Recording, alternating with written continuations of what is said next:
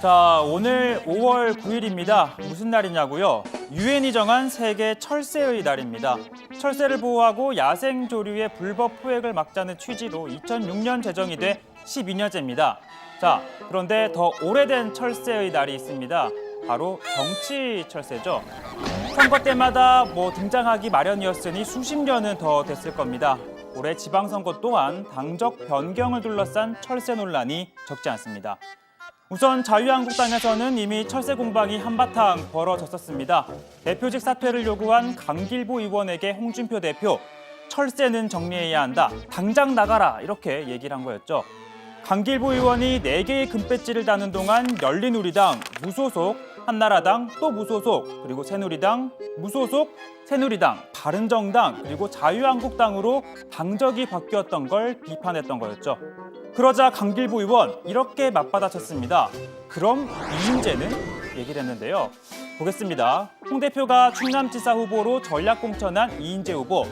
1988년 통일민주당에서 시작해 총선, 경기지사, 대선, 총선, 대선, 그리고 또 이번 지방선거까지 모두 16번의 당적이 바뀌었습니다.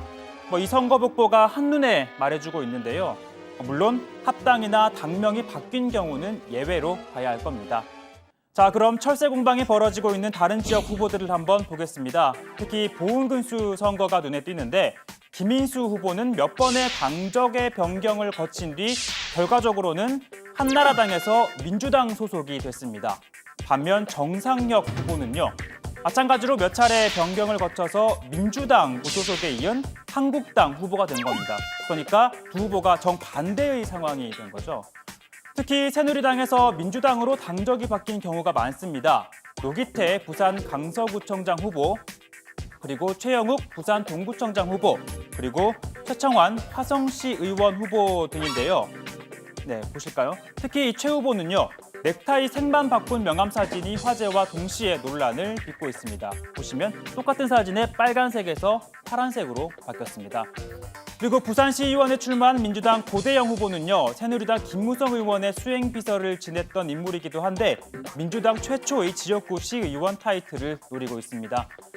자, 자유한국당에서는 공천에서 떨어지자 탈당 후 무소속 출마를 선언한 후보들이 많습니다.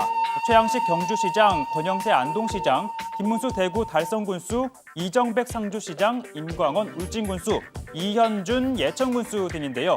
이들의 공통점은요. 모두 대구, 경북, 한국당 후보라는 점입니다. 일제히 공천 결과를 받아들일 수 없다는 이유에서였죠. 자, 그리고 반면에 공천 결과를 거부한 후보들이 또 있습니다.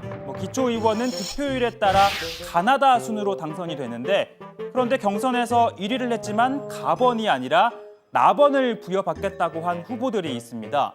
참선에 도전하는 민주당 정경숙 의왕시 의원 후보, 재선에 도전하는 민주당 정재연 부천시 의원 후보 등은 정치 신인 후보에게 우선 순위를 양보했습니다.